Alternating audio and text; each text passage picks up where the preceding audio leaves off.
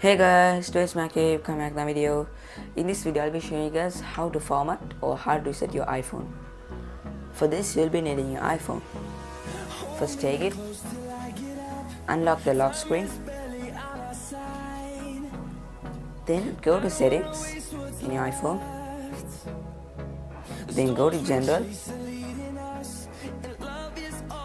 then scroll down fully and you will find an option called reset.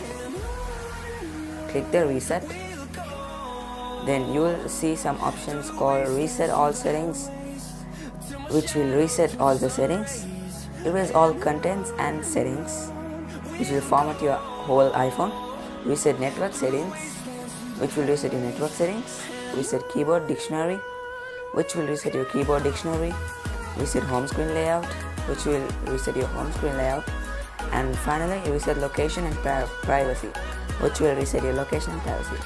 But today we'll be resetting the whole phone, formatting. It's a hard reset. For that you have to click the second option, erase all content and settings. Then they will ask your password.